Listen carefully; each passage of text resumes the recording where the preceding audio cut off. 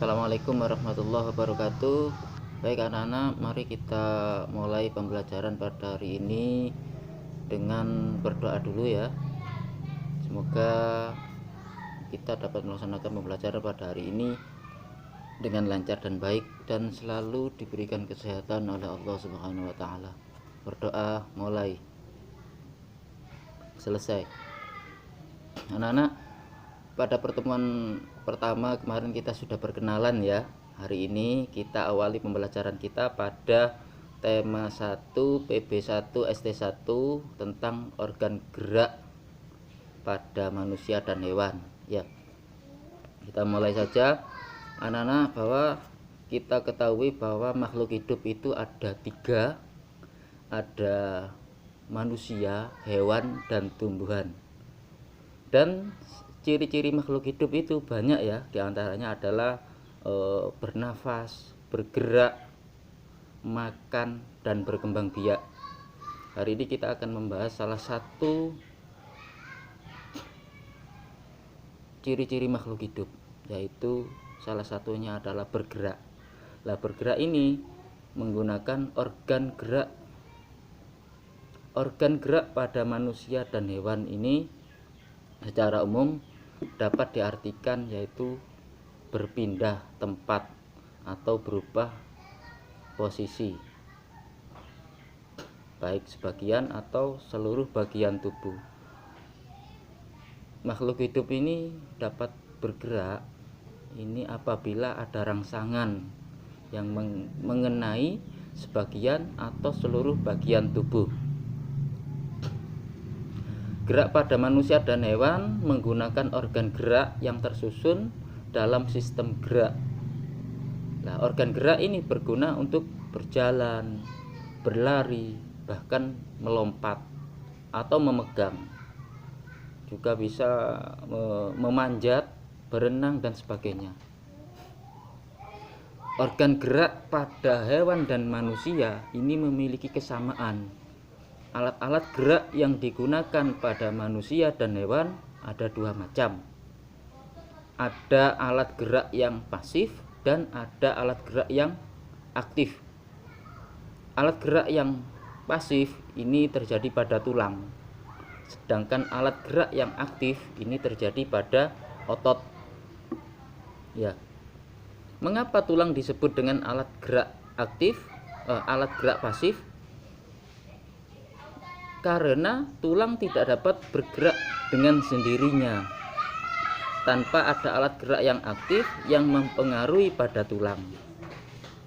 Sedangkan otot merupakan alat gerak yang aktif karena otot memiliki suatu senyawa kimia yang membuatnya dapat bergerak. Jadi ketika otot melekat pada tulang, maka pada tulang akan ikut bergerak, otot pun bergerak. Nah, dapat diketahui ya, kalau dalam bacaan silakan dibuka buku tema ST1 PB1 pada halaman 3.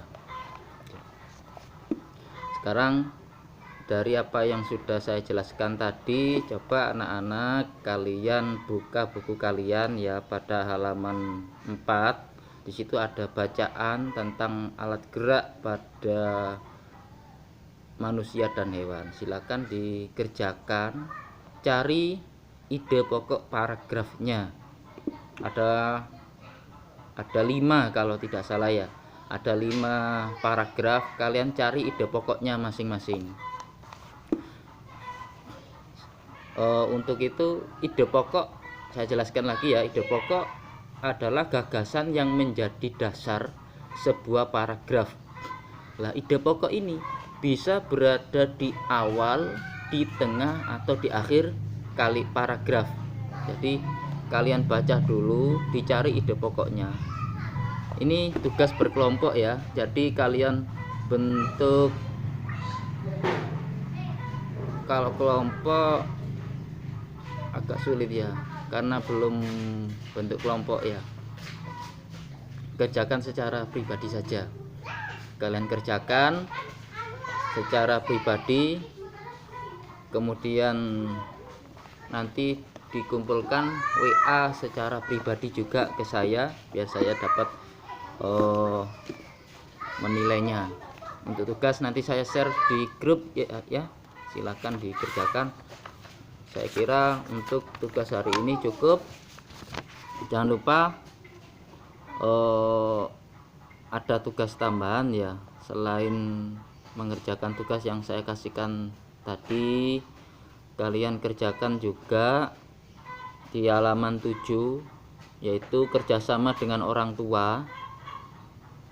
Kalian mengamati hewan yang ada di sekitar kalian, tuliskan alat gerak pada masing-masing hewan tersebut. Misalnya di daerah kalian ada kambing, kalian tulis apa alat gerak yang ada pada kambing itu, kalian amati ya, kalian tulis, mungkin dengan fungsinya juga nanti kalian tulis, kemudian di share juga di grup ya. Untuk yang tugas dengan orang tua silakan di share di grup. Untuk yang tugas menulis ide pokok paragraf secara share pribadi ke saya kira cukup. Saya akhiri, semoga bermanfaat. Wassalamualaikum warahmatullahi wabarakatuh.